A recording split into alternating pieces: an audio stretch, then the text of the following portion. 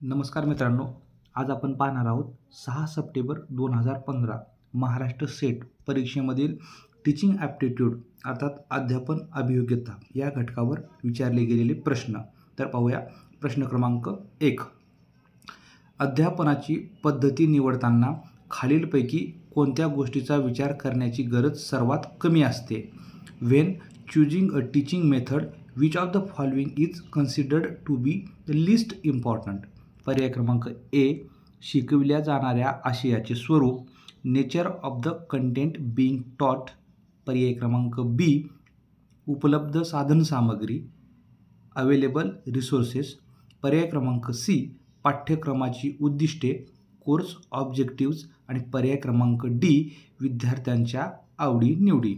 तर आता अध्यापनाची पद्धती निवडताना कोणत्या गोष्टीची सर्वात कमी गरज असते? तर ती असते स्टुडंट्स लाईक अँड डिसलाईक, विद्यार्थ्यांच्या आवडीनिवडी यांचा विचार कमी केला जातो. पुढील प्रश्न क्रमांक 2.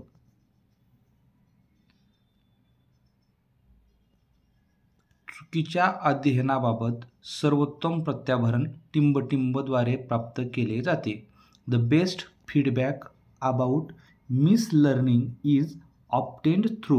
पर्याय क्रमांक ए, नैदानिक परीक्षण, डायग्नोस्टिक टेस्टिंग. पर्याय क्रमांक बी, सकारिक मूल्यमापन, समेटिव्ह इव्हॅल्युएशन.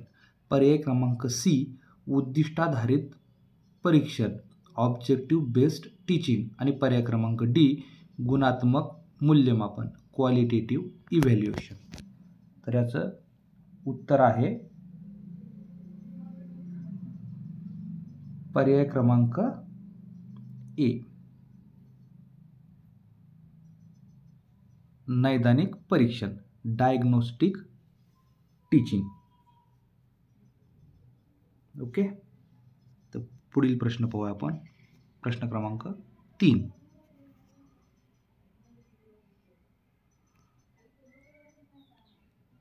प्राणी कोशिका व वनस्पती कोशिका यातील फरक स्पष्ट करा. हा प्रश्न टिंबटिंब या उद्दिष्टावर आधारित आहे.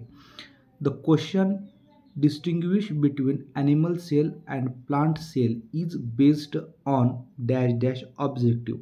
पर्याय क्रमांक ए, आकलन. पर्याय क्रमांक बी, विश्लेषण, ॲनालिसिस. पर्याय क्रमांक सी, संश्लेषण, सिंथेसिस. आणि पर्याय क्रमांक 4, मूल्यमापन. तर याचं योग्य उत्तर आहे पर्याय क्रमांक ए, आकलन. आणि पर्याय क्रमांक 2, विश्लेषण सुद्धा. म्हणजेच ज्यांनी पर्याय क्रमांक ए किंवा पर्याय क्रमांक बी या दोन्हीपैकी एक अचूक गोल केलेला आहे, तर दोन्ही उत्तर हे बरोबर आहेत. पुढील प्रश्न क्रमांक 4. ज्या विद्यार्थ्यांना आपले विचार प्रभावीपणे व्यक्त करता येतात ते टिंबटिंब बुद्धिमत्ता दर्शवतात.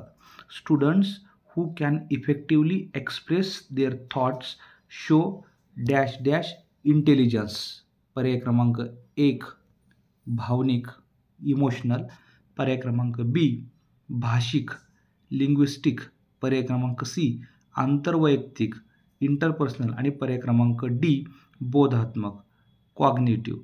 तर जे विद्यार्थी प्रभावीपणे आपले विचार व्यक्त करतात तर त्यांची कोणती बुद्धिमत्ता असते? पर्याय क्रमांक बी, भाषिक बुद्धिमत्ता दर्शवतात, लिंग्विस्टिक. म्हणजे ते आपले विचार त्यांना भाषेच्या स्वरूपामध्ये व्यक्त करता येतात किंवा शब्दामध्ये व्यक्त करता येतात. कारण भाषेवर प्रभुत्व असल्याशिवाय विचार प्रभावीपणे व्यक्त करता येत नाहीत. भाषिक बुद्धिमत्तामध्ये भाषेवर प्रभुत्व असणे होय. यामध्ये स्पीकिंग लँग्वेज आणि रायटिंग लँग्वेज या दोन्हीचा समावेश होतो.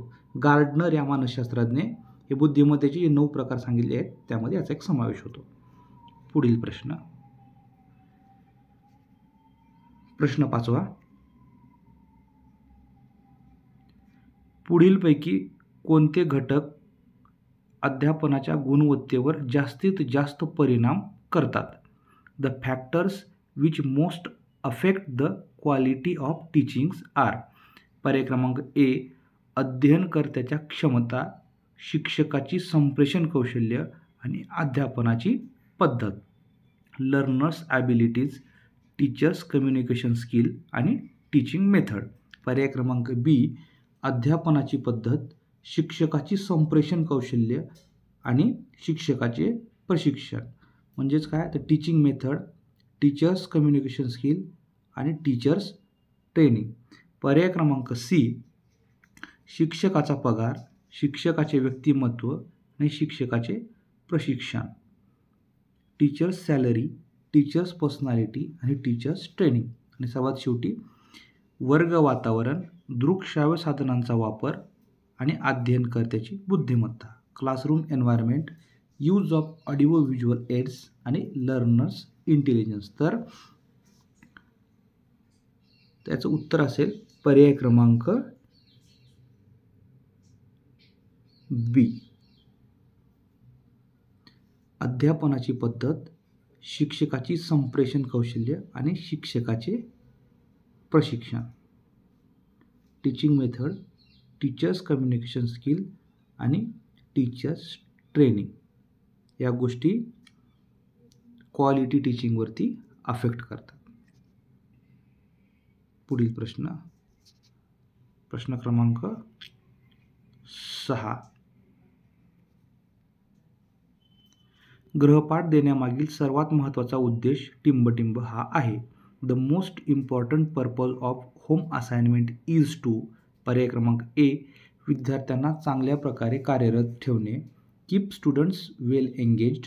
पर्याय क्रमांक बी, विद्यार्थ्यांना कष्ट करण्याची सवय लावणे, instil habit of hard work in the students.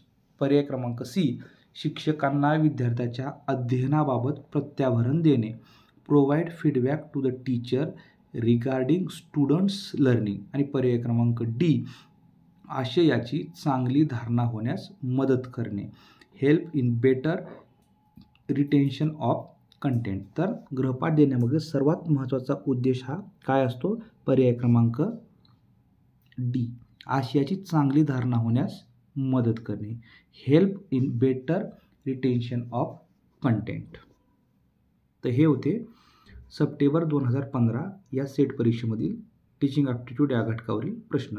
आता पुढच्या व्हिडिओमध्ये आपण 29 मे 2016 या सेट परीक्षेमधील टीचिंग ॲप्टिट्यूड या घटकावरील प्रश्न पाहू. धन्यवाद.